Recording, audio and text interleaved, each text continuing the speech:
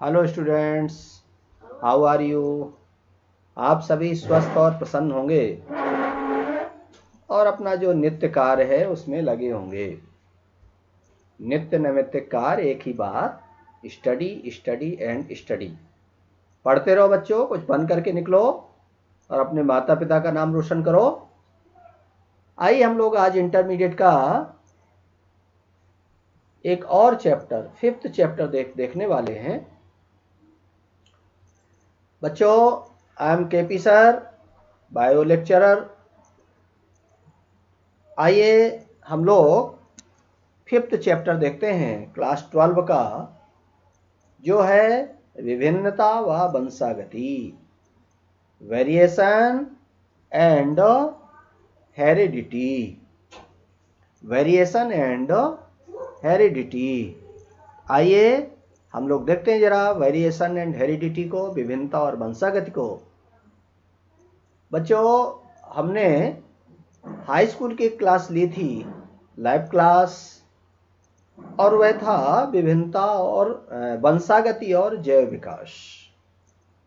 उसमें हमने इस चैप्टर से संबंधित बहुत सारा मटेरियल वहाँ पर दिया था, इसलिए वहाँ से भी आप देख सकते हैं। तो आइए हम लोग शुरू करते हैं। विभिन्नता और वंशागति से संबंधित जो जो टॉपिक हैं इस चैप्टर में, जो टॉपिक हैं हम लोग उन टॉपिक्स को देखेंगे। इसका जो फर्स्ट टॉपिक है वो है विभिन्नता, यानी चैप्टर का जो नेम है उसके बेस पर विभिन्नता यानी वेरिएशन। विभिन्नताओं के बारे में हम लोग परिभाषा पढ़ने वाले हैं, प्रकार पढ़ने वाले हैं, कारण पढ़ने वाले हैं, तो हम लोग इसको देखेंगे। उसके बाद सेकंड टॉपिक है Gregor John Mendel. Gregor John Mendel जो फादर ऑफ जेनेटिक्स आनुवंशिकी के जनक हैं, इनके बारे में हम लोग पढ़ेंगे। इन्होंने पाइसम सैटाइवम अर्थात मटर के पौधे पर अपना एक्सपेरिमेंट दिया। तो क्वेश्चन पुट अप हुआ कि इन्होंने मटर के ही पौधे को क्यों सिलेक्ट किया, ये सफल क्यों रहे, ऐसे तमाम प्रकार के क्वेश्चन इसमें आ जाते हैं। इसके बाद इसका जो नेक्स्ट टॉपिक है वो है पारिभाषिक शब्दावली। जो भी ऐसी टर्मिनोलॉजी ग्रेगर जॉन मेंडल ने दी, उस टर्मिनोलॉजी की भी स्टडी यहाँ पर है। बहुत सारी टर्मिनोलॉजी है, चाहे शुद्ध व संकर लक्षण हो, प्रभावी व प्रभावी लक्षण हो, फिनोटाइप जीनोटाइप हो, होमोजाइगस हेट्रोजाइगस हो, या test cross back cross, monohybrid cross, dihybrid cross, polyhybrid cross, ऐसी बहुत सारी टर्मिनोलॉजी हम लोग इसकी देखने वाले हैं। उसके बाद फिर इसमें आनुवंशिकी के नियम, जिन्हें मेंडल के नियमों के नाम से जाना जाता है। ग्रेगर जॉन मेंडल के शोध के आधार पर, उनके थीसिस के बेस पर 3 नियम बनाए गए। इनमें प्रभाविता का नियम, पृथक्करण का नियम और स्वतंत्र अभ्यूहन का नियम, ऐसे यहाँ पर 3 लॉ बनाए गए। कितने लॉ बनाए गए? यहाँ पर 3 लॉ आए, प्रभाविता का नियम, पृथक्करण का नियम, स्वतंत्र अभ्यूहन का नियम। इनकी हम लोग चर्चा करेंगे। उसके बाद मेंडल के नियमों से हट करके कुछ ऐसे नेचर में कुछ ऐसे प्लांट हैं, एनिमल हैं, जो इन मेंडल के नियमों को नहीं मानते या मेंडल के नियमों से हट करके कुछ रिजल्ट देते हैं। उनमें अपूर्ण प्रभाविता का नियम यानी लॉ ऑफ इनकम्प्लीट डोमिनेंस, बहुगुण एलीलवाद यानी मल्टीपल एलीलिज्म, जिसमें रुधिर वर्गों की वंशागति है, रुधिर वर्गों की वंशागति, हेरिडिटी ऑफ ब्लड ग्रुप्स, इसको भी हम लोग पढ़ने वाले हैं। और उसके बाद सहलग्नता, और इसी में जीन विनिमय भी दिया हुआ है। क्या दिया हुआ है? जीन विनिमय। जीन विनिमय जिसको हम लोग क्रॉसिंग ओवर के नाम से जानते हैं। जीन विनिमय या क्रॉसिंग ओवर। तो क्रॉसिंग ओवर को भी हम लोग पढ़ने वाले हैं। उसके बाद जो इसका एट्थ टॉपिक है, वंशागति का गुणसूत्री व जीन मत। तो वंशागति यानी हेरिडिटी का जो क्रोमोसोमल थ्योरी है और जीन थ्योरी है, इसको भी हम लोग इस चैप्टर में देखेंगे। उसके बाद इस चैप्टर में सेक्स डिटर्मिनेशन यानी लिंग निर्धारण है, मनुष्य में, कीटों में, पक्षियों में, इन सब में सेक्स डिटर्मिनेशन कैसे होता है, इसको भी हम लोग पढ़ेंगे। इसके अलावा लिंग संलग्न लक्षण, sex linked inheritance. Sex linked inheritance यानी लिंग संलग्न लक्षण, इसमें वर्णांधता और हीमोफीलिया। इसके अलावा और बहुत सारे ऐसे डिजीज जिनकी हमें आज स्टडी करनी है, इनकी वंशागति देखनी है, कैसे ये मदर फादर से बच्चों में पहुंचते हैं, ये हम देखेंगे। उसके बाद लिंग प्रभावित लक्षण, सेक्स इन्फ्लुएंस्ड कैरेक्टर्स। कुछ ऐसे कैरेक्टर्स होते हैं जो एक स्पेशल सेक्स को ही प्रभावित करते हैं, या तो मेल को या फीमेल को, उसे बोल देते हैं लिंग प्रभावित लक्षण, इसको देखेंगे। और लिंग सीमित लक्षण यानी sex limited characters, sex limited जो ट्रेट्स होते हैं उनके बारे में पढ़ने वाले हैं। इसके अलावा कुछ बीमारियों के बारे में पढ़ेंगे।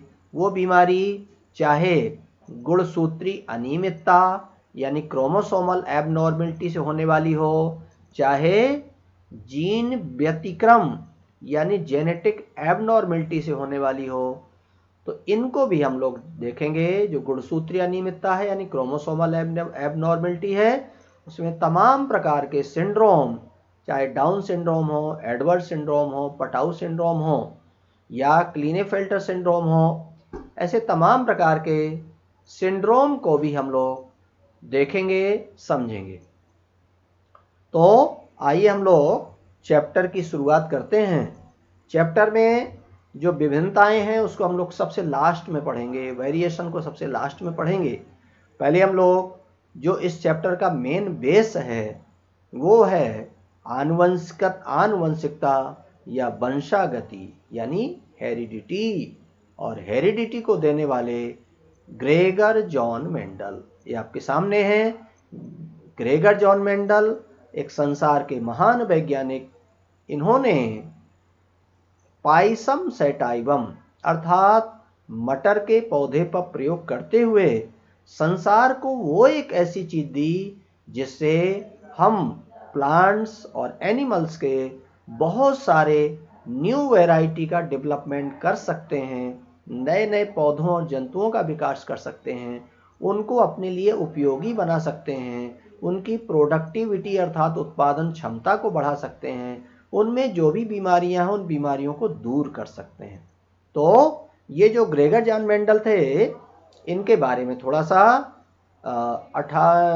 22 जुलाई यानी 22 जुलाई 1822 को ऑस्ट्रिया देश के ब्रून शहर के पास एक गांव है हिंजेंडॉर्फ, उस गांव में एक माली परिवार में यानी गार्डनर फैमिली में इनका जन्म हुआ। तो गार्डनर होने के नाते इनका बचपन से ही प्लांट पर शौक था, प्लांट पर अपना पानी देना और उसको देखते रहना, घंटों देखते रहना, ऐसा इनके हैबिट में था। इनको मदर फादर ने इनको अच्छी शिक्षा दी और वो ग्रेजुएशन उन्होंने मैथ्स और ग्रीक, गणित और ग्रीक भाषा से की, और ब्रून मॉडर्न स्कूल में अध्यापन कार्य यानी स्टडी कराने लगे, हाई स्कूल के बच्चों को पढ़ाने लगे। क्या सब्जेक्ट पढ़ाते थे? ग्रीक एंड गणित, ग्रीक एंड मैथ, ऐसे 2 सब्जेक्ट पढ़ाते थे। और साथ में इन्होंने कुछ दिन पादरी का भी काम किया, पुजारी का, जो चर्च में पुजारी होते हैं उसका भी उन्होंने कार्य किया। और ये सारा कार्य करते हुए इन्होंने मटर के पौधे पर, क्या नेम है? मटर, मटर यानी पाइसम सैटाइवम। किस पर कार्य किया? पाइसम सैटाइवम नामक प्लांट पर अपना एक्सपेरिमेंट दिया। जो पाइसम सैटाइवम है, इसको मीठी मटर के नाम से जानते हैं। इस मीठी मटर पर अपना एक्सपेरिमेंट दिया। उन्होंने एक्सपेरिमेंट करते हुए उसमें बहुत सारी कमियों को देखा। कौन कौन सी कमियों को देखा? जैसे आप सामने देख रहे हैं कि जो पी प्लांट में यानी मटर के पौधे में जो कलर ऑफ फ्लावर है, पुष्प का रंग है, वो वायलेट या रेड होना चाहिए, वो वाइट हो गया है। इसी प्रकार से जो उसकी फली होती है वह कैसी होनी चाहिए? फूली हुई होनी चाहिए, लेकिन वो सिकुड़ी हुई है। और उसका जो गोल बीज है, उसका जो सीड है, वो कैसा होना चाहिए? वो गोल होना चाहिए। वो गोल ना होकर के कैसा है? ये सिकुड़ गया है, रिंकिल्ड हो गया है। ऐसे बहुत सारी कमियां उन्होंने देखी और उस कमियों को उन्होंने नेचुरल हिस्ट्री सोसाइटी ऑफ ब्रून उसको पत्र लिखा कि इसमें बहुत सारी कमियां हैं, इस कमियों को एक्सपेरिमेंट के द्वारा दूर करने का प्रयास किया जाए, परंतु उस पर ध्यान नहीं दिया गया। तो उन्होंने स्वयं इस पर एक्सपेरिमेंट करना शुरू कर दिया। अब क्वेश्चन पुट अप होता है कि इन्होंने मटर के पौधे पर ही क्यों एक्सपेरिमेंट किया था? तो मटर के पौधे पर यानी पाइसम सैटाइवम पर प्रयोग करने का मेन जो उसका कारण था, इसमें 7 पेयर्स ऑफ कैरेक्टर्स पाए जाते हैं। कितने पाए जाते हैं? 7 pairs of characters. 7 pairs of characters, 7 जोड़ी विरोधी लक्षण पाए जाते हैं। 7 जोड़ी विरोधी लक्षण इतने और प्लांट में देखने को बहुत कम मिलते हैं और आसानी से एक प्लांट में देखने को मिल गए। इसलिए इन 7 जोड़ी विरोधी लक्षणों पर उन्होंने अपना एक्सपेरिमेंट किया। अब ये क्वेश्चन होता है कैसे हम इसे याद करेंगे? तो जो 7 जोड़ी विरोधी लक्षण हैं उनमें पहला तो है लेंथ ऑफ प्लांट, पौधे की लंबाई। पौधा लंबा है या पौधा बौना है? प्लांट इज लॉन्ग और शॉर्ट, पौधा लंबा है या बौना है, ये पहले देखते हैं। उसके बाद इस पर फ्लावर कहां पर लग रहे हैं? फ्लावर अगर पत्ती के एक्सिस में लग रहे हैं, पत्ती के कक्ष में लग रहे हैं, तो उसे बोल देते हैं कक्षस्थ। क्या बोलेंगे? कक्षस्थ या एक्जियल। और यदि टर्मिनल पर लग रहे हैं, शीर्ष पर लग रहे हैं, तो उसे शीर्षस्थ या टर्मिनल बोल देते हैं। फ्लावर कहां पर लग रहे हैं, ये पोजीशन। उसके बाद फ्लावर किस कलर के हैं? थर्ड कैरेक्टर क्या है? Colour of flower. Colour of flower क्या होता है? वैसे रेड फ्लावर होता है या वायलेट रेड होता है। कैसा होता है? लाल रंग का फूल होता है, परंतु कुछ सफेद रंग के फूल भी देखने को मिले, यानी व्हाइट फ्लावर। तो ऐसे इन दोनों के बीच भी उन्होंने एक्सपेरिमेंट किया। तो क्या हुआ? पौधे की लंबाई देखी, फिर उस पर फ्लावर कहाँ लगा हुआ है, फिर फ्लावर का कलर क्या है। फ्लावर से फली बनती है यानी फ्रूट बना करता है, तो वो फ्रूट कैसा होता है? वो फ्रूट होता है पीले कलर का। कैसा होता है? पीले कलर का है, लेकिन कुछ ऐसे ग्रीन भी देखने को मिले, हरे भी देखने को मिले, इसलिए इन्होंने ये पेयर भी चुना। इसी प्रकार से जो फली होती है वह फूली हुई होनी चाहिए। आपने मार्केट में देखा होगा दानों से घर भरी मटर, ऐसा दुकानदार बेचने के लिए इस शब्द का यूज करते हैं। तो दानों से भरी हुई यानी फूली हुई मटर। और कुछ ऐसी भी थी जो फूली हुई नहीं थी, कैसी थी? सिकुड़ी हुई फली थी। ऐसे ये कौन कौन से कैरेक्टर हुए? पौधे की लंबाई हो गई, पुष्प की स्थिति हो गई, पुष्प का कलर हो गया, और फली कैसी है? फली का कलर पीला या हरा। इसी प्रकार फली फूली हुई है या सिकुड़ी हुई है। फिर फली के अंदर बीज बनता है। क्या बनता है? बीज। तो बीज किस कलर का होता है? पीले कलर का अच्छा माना जाता है बीज। आपने मटर का बीज देखा होगा, लेकिन कुछ हरे कलर के भी थे। और इसी प्रकार से बीज कैसा होना चाहिए? राउंड होना चाहिए। कैसा होना चाहिए? राउंड बीज होना चाहिए, गोलाकार होना चाहिए। तो गोलाकार के साथ ये कैसे थे, सिकुड़े हुए यानी रिंकिल्ड भी थे। इसे 7 जोड़ी विरोधी लक्षणों पर उन्होंने अपना एक्सपेरिमेंट किया, 7 जोड़ी विरोधी लक्षण, और उन्होंने एक एक लक्षण का क्रमशः अध्ययन किया। जैसे लाल और सफेद पुष्प के बारे में ले लिया, उसकी पूरी स्टडी की, द्वितीय पीढ़ी तक, तृतीय पीढ़ी तक, जहां तक संभव है वहां तक इन्होंने इसकी स्टडी की। फिर सेकंड कैरेक्टर उठाया और फिर सेकंड कैरेक्टर को लेकर के उसका पूरा एक्सपेरिमेंट किया, इसीलिए मेंडल सफल रहे। इसके अलावा इन्होंने मटर के पौधे क्यों चुना, उसके और भी कारण हैं कि मटर का पौधा उचित साइज का होता है, साइज बहुत ज़्यादा या बहुत कम नहीं होती है। इसी प्रकार से उसमें जो फ्लावर होता है, फूल होता है, वो बड़े आकार का होता है। उसमें पुंकेसर, स्त्रीकेसर यानी स्टेमेन और कार्पेल ये भी अलग दिख जाते हैं। इस पर एक्सपेरिमेंट करना आसान हो जाता है, इसीलिए उन्होंने मटर के पौधे को चुना और इसलिए वो सफल रहे थे। आइए हम लोग आगे चलते हैं, मेंडल का एक नियम देखते हैं। कौन सा नियम देखते हैं? पहला नियम देखते हैं, प्रभाविता का नियम। कौन सा नियम है? प्रभाविता का नियम। प्रभाविता का नियम, प्रभाविता का नियम जिसे बोल देते हैं लॉ ऑफ डोमिनेंस। ये प्रभाविता का नियम क्या कहता है? क्या कहता है प्रभाविता का नियम? लॉ ऑफ डोमिनेंस क्या कहता है? तो प्रभाविता का नियम माने एक हम पहले उदाहरण ले लेंगे, एग्जाम्पल ले लेंगे। आपने कई बार इस एग्जाम्पल को देखा होगा, सीखा होगा। जैसे इन्होंने क्या किया था, ग्रेगर जॉन मेंडल ने मटर के कौन सा प्लांट ले लिया था? कौन सा लिया था फ्लावर? इन्होंने कौन सा फ्लावर लिया था? शुद्ध लाल पुष्प वाला पौधा और शुद्ध सफेद पुष्प वाला पौधा, यानी pure red flower, pure white flower. ऐसे वन पेयर ऑफ कैरेक्टर यानी एक जोड़ी विरोधी लक्षणों का उन्होंने चयन किया। जो लाल पुष्प होता है वह रेड कहलाता है इंग्लिश में, इसलिए इसके जीन को कैसे प्रदर्शित किया? कैपिटल आर, क्योंकि हर character one pair of character द्वारा शो होता है, वन पेयर ऑफ जीन द्वारा कंट्रोल होता है, एक जोड़े जीन द्वारा प्रदर्शित होता है। इसलिए शुद्ध लाल पुष्प को कैसे इंडिकेट किया? Capital R. शुद्ध सफेद पुष्प को कैसे इंडिकेट किया? Small R. इसको कहा गया P1 यानी फर्स्ट पेरेंट्स। अब इनसे युग्मक बनेंगे। कैसे युग्मक बने? कैपिटल आर से आर, कैपिटल आर अलग हो गया, दूसरा आर अलग हो गया। इसी प्रकार से स्मॉल आर अलग हो गए। और जब इनको मिलाया गया, एक को मिलाकर देखें, कैपिटल आर को स्मॉल आर से मिलाएंगे, कैसा आ जाएगा? Capital R small R. यानी इसमें जो कैपिटल आर है वो प्रभावी लक्षण है, डोमिनेंट कैरेक्टर है। स्मॉल आर ये रिसेसिव कैरेक्टर है।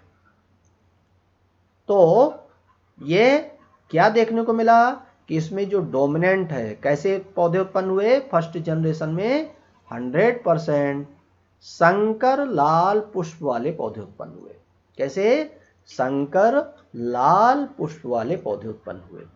जरा हम लोग थोड़ी सी टर्मिनोलॉजी पहले देख लें, फिर इसकी परिभाषा देखेंगे, फिर एग्जाम्पल देखेंगे, फिर रेखा चित्र देखेंगे। तो पहले शब्दावली यानी टर्मिनोलॉजी। इसकी टर्मिनोलॉजी में पहली टर्मिनोलॉजी है शुद्ध और संकर लक्षण। कौन सा लक्षण? शुद्ध और संकर लक्षण, pure and hybrid character. Pure और हाइब्रिड कैरेक्टर क्या होता है? शुद्ध व संकर लक्षण, प्योर एंड हाइब्रिड कैरेक्टर। क्या होता है प्योर एंड हाइब्रिड कैरेक्टर? वह लक्षण जिसके लिए जीन रचना समान होती है। वह लक्षण जिसके लिए जीन रचना कैसी हो? समान हो। देखिए कैपिटल आर समान जीन है, इसमें देखते हैं स्मॉल आर समान जीन है। तो वह लक्षण जिसके लिए जीन रचना कैसी हो? समान हो, उसे बोल देते हैं शुद्ध लक्षण। कैसा लक्षण?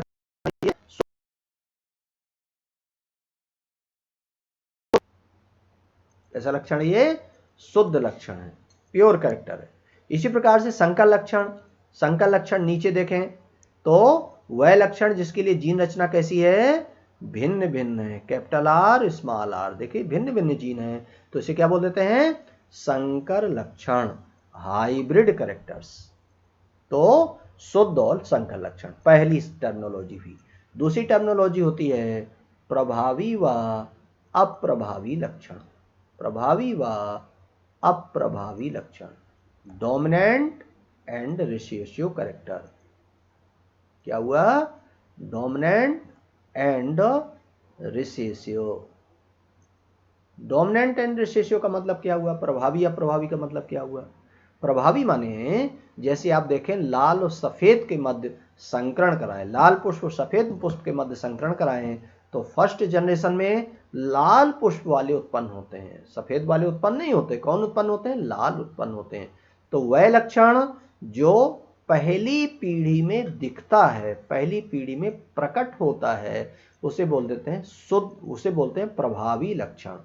जब परस्पर शुद्ध विरोधी लक्षणों वाले दो पौधों के मध्य संकरण कराते हैं, तो पहली पीढ़ी में उनमें से एक लक्षण दिखाई पड़ता है। जो दिखाई पड़ता है उसे प्रभावी लक्षण कहते हैं, जो दिखाई नहीं पड़ता वो अप्रभावी लक्षण कहलाता है। जैसे लाल पुष्प वाले और सफेद पुष्प वाले पौधों के मध्य संकरण कराया, तो पहली पीढ़ी में कौन सा दिखता है? लाल पुष्प वाले पौधे दिखते हैं, इसलिए लाल पुष्प वाला लक्षण क्या हुआ?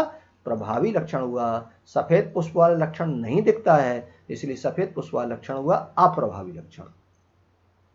इसी प्रकार से थर्ड जो इसका टर्मिनोलॉजी है वो है जीनोटाइप एंड फिनोटाइप।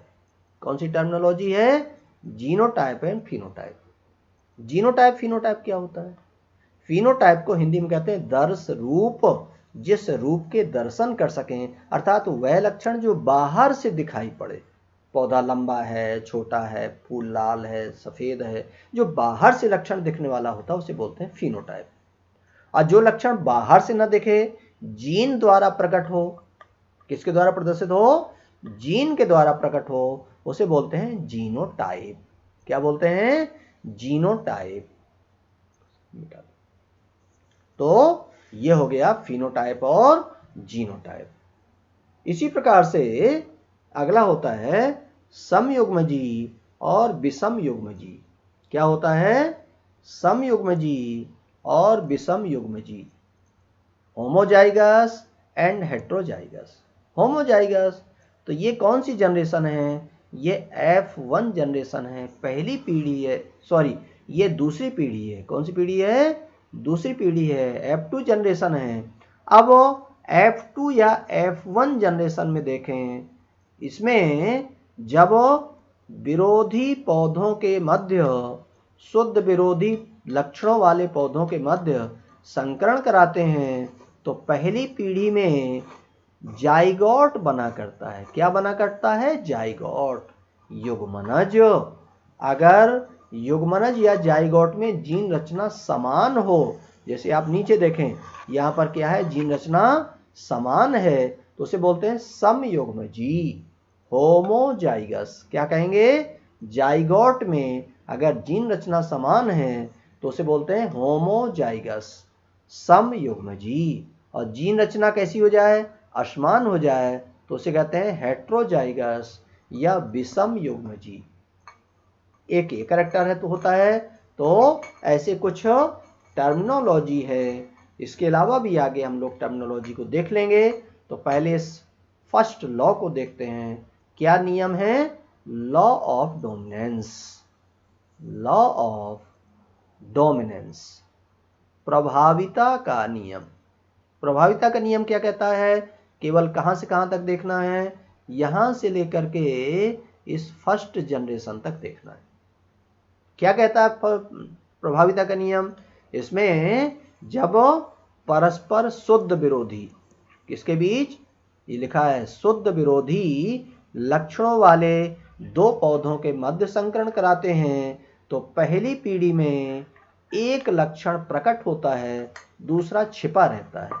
जो लक्षण प्रकट होता है उसे प्रभावी लक्षण कहते हैं, जो छिपा रहता है वो अप्रभावी लक्षण कहते हैं। क्योंकि फर्स्ट जनरेशन में यानी F1 में जो लक्षण दिखाई पड़ता है, प्रभावी लक्षण ही दिखाई पड़ता है। कौन सा लक्षण दिखाई पड़ता है?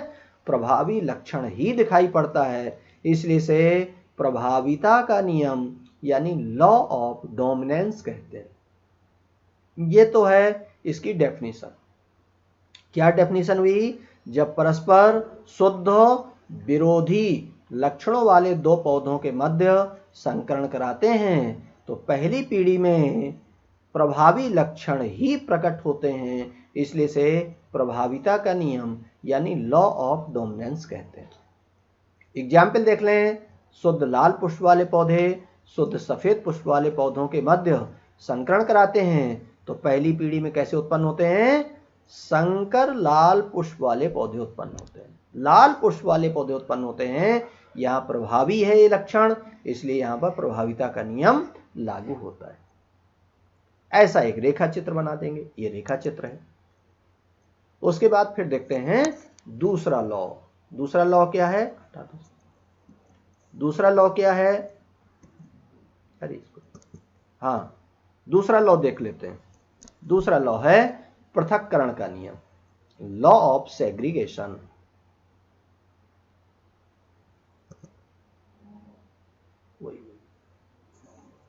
लॉ ऑफ सेग्रीगेशन, पृथक्करण का नियम। जरा हम लोग इस नियम को देखते हैं। कौन सा नियम है? Law of segregation. Law of segregation, पृथक्करण का नियम। कौन सा नियम? पृथक्करण। पृथक्करण के नियम को हम लोग देखते हैं जरा। पृथक्करण का नियम क्या कहता है? पहले हम लोग उदाहरण देख लें। क्या उदाहरण है? यहां पर कौन सा प्लांट लिया हुआ है? यहां पर लिया हुआ है शुद्ध लंबा पौधा, प्योर टाल प्लांट, शुद्ध बौना पौधा यानी प्योर ड्वार्फ प्लांट। शुद्ध लंबा पौधा और शुद्ध बौना पौधा, इन दो को लिया है। तो अगर इन दोनों के बीच संकरण कराएंगे तो टॉल को कैपिटल टी से प्रदर्शित करेंगे और ड्वार्फ को यानी बौने को स्मॉल टी से प्रदर्शित करेंगे। क्योंकि टॉल यानी लंबा प्रभावी लक्षण है, ड्वार्फ यानी बौना अप्रभावी लक्षण है। तो इनके मध्य जब संकरण कराते हैं तो संकरण कराने से देखिए क्या हुआ? फर्स्ट जनरेशन में यानी पहली पीढ़ी में, कौन से? F1 में कैसे पौधे उत्पन्न हुए? देखिए capital T small T, capital T small T, capital T small T, capital T small T. देखिए ये सब कैपिटल टी स्मॉल टी आ रहे हैं। तो ये लक्षण किसका है? लंबे पौधे का है। ये सब संकर लंबे पौधे उत्पन्न हुए। कैसे उत्पन्न हुए? संकर लंबे पौधे उत्पन्न हुए। संकर लंबे पौधे उत्पन्न हुए। तो ये जो संकर लंबे पौधे हैं ये प्रभावी लक्षण है। तो देखिए पहली पीढ़ी में कैसे उत्पन्न हुए? केवल प्रभावी लक्षण वाले ही उत्पन्न हुए। अब देखते हैं जरा सेकेंड जनरेशन में क्या होता है, द्वितीय पीढ़ी में क्या होता है। अब इसमें क्या करेंगे? किसके मध्य संकरण कराएंगे? इस कैपिटल स्मॉल टी के साथ कैपिटल टी स्मॉल टी का क्या कराएंगे? स्वपरागण कराएंगे। अभी हम लोग करा रहे थे पर परागण यानी क्रॉस पॉलिनेशन। अब क्या कराने वाले हैं? स्वपरागण यानी सेल्फ क्रॉस कराने वाले हैं। तो सेल्फ पॉलिनेशन कराने वाले हैं। तब इसमें क्या होगा? जरा देखते हैं कैपिटल टी स्मॉल टी से। इस कैपिटल टी स्मॉल टी से देखिए दो तरह के गैमीट बने, कैपिटल टी और ये स्मॉल टी, ये अलग हो गया। इसी प्रकार से दूसरे भी बने। कौन से बने? ये कैपिटल टी स्मॉल टी। जब उनको मिलाएंगे यानी इनके बीच परागण और निषेचन होगा तो से जो फर्स्ट प्लांट होगा ये शुद्ध लंबा होगा, दूसरा होगा ये संकर लंबा होगा, तीसरा होगा ये भी संकर लंबा होगा और चौथा होगा ये शुद्ध बौना पौधा होगा। कैसा होगा? पहले में क्या आएगा? कैपिटल टी तो ये शुद्ध लंबा होगा। दूसरा कैपिटल टी स्मॉल टी, शुद्ध ये संकर लंबा होगा। तीसरा कैपिटल टी स्मॉल टी, ये भी संकर लंबा होगा। चौथा स्मॉल टी, ये कैसा होगा? कैसा होगा? ये शुद्ध बौना पौधा होगा। तब इसमें देखते हैं फिनोटाइप और जीनोटाइप का अनुपात। कौन सा रेशियो? फिनोटाइप और जीनोटाइप का अनुपात। फिनोटाइप रेशियो कितना रहा इसमें? ये फिनोटाइप रेशियो क्या दिखा रहा है? 3:1, 3:1। कैसे आया ये देखेंगे। इसमें कितने लंबे हैं, कितने लंबे हैं, यहां पर देखेंगे। देखो एक लंबा पौधा ये हुआ, दूसरा लंबा पौधा ये हुआ, तीसरा लंबा पौधा ये हुआ। 3 लंबे और एक बौना। ये बाहर से दिख रहा लक्षण 3 लंबे हैं, एक बौना है, इसलिए से फिनोटाइप अनुपात कहते हैं। कितना हुआ 3:1, 3:1। इसी प्रकार जीनोटाइप देखते हैं। तो जीनोटाइप अगर देखें तो जीनोटाइप में क्या देखेंगे कि देखिए एक शुद्ध लंबा है, capital T, capital T, capital T. क्या है कैपिटल टी, कैपिटल टी। तो एक है कैपिटल टी, एक। अब कैपिटल टी स्मॉल टी कितने आए, ये 2 आए, और स्मॉल टी कितने आए, 1 आए। तो जीनोटाइप माने जीन की रचना से जो अनुपात दिखाई पड़ता है, जीन से जो लक्षण दिखाई पड़ता है, उसे जीनोटाइप लक्षण कहते हैं। और जीनोटाइप अनुपात कितना आया 1:2:1, 1:2:1। तो ये फिनोटाइप और जीनोटाइप का आया। ये कौन सी पीढ़ी है, ये F2 पीढ़ी है। कौन सी पीढ़ी है, F2 पीढ़ी है, सेकेंड जनरेशन है। तो इस प्रकार से क्या देखेंगे जरा, अब हम लोग परिभाषा देखते हैं। अब हम लोग इसकी परिभाषा देखते हैं। कौन सा नियम, लॉ ऑफ सेग्रीगेशन, पृथक्करण का नियम। कौन सा नियम, पृथक्करण का नियम। पृथक्करण का नियम क्या कहता है, जब परस्पर शुद्ध विरोधी, किसके बाद मध्य, परस्पर शुद्ध विरोधी लक्षणों वाले 2 पौधों के मध्य, ये शुद्ध लंबा है, ये शुद्ध बौना है। जब परस्पर शुद्ध विरोधी लक्षणों वाले 2 पौधों के मध्य संकरण कराते हैं तो पहली पीढ़ी में प्रभावी लक्षण ही प्रदर्शित होता है।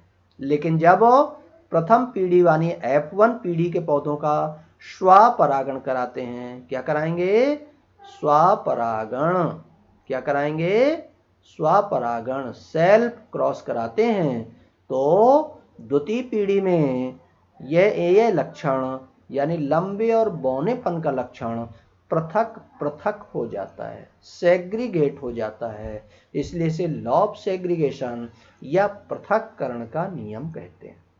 इसमें फिनोटाइप का अनुपात कितना आया 3:1, कितना आया 3:1, और जीनोटाइप का अनुपात कितना आया 1:2:1, 1:2:1। तो ये क्या, कौन सा नियम है, पृथक्करण का नियम है। ये सामने उदाहरण है और ऐसा रेखा चित्र है। तो ये आप बना लेंगे, इसका अभ्यास कर लेंगे, और उसके बाद हम अगले वीडियो में स्वतंत्र अपव्यूहन का नियम, इसी प्रकार से और भी टॉपिक हैं, उन टॉपिक को लेकर के चलेंगे, समझेंगे। मेंडल के नियमों के कुछ अपवाद हैं, उन अपवादों को भी हम लोग समझेंगे, और भी बहुत सारी चीज़ें अगले वीडियो में आपको मिलेंगी। बच्चों सब्सक्राइब और लाइक करना ना भूलें, अपने कमेंट जरूर दें, लाइक जरूर करें, और अगर आपको क्लियर स्पष्ट हुआ, क्लियर जानकारी हुई है, तो उसको जरूर अपने कमेंट में बताएं। Thanks for all.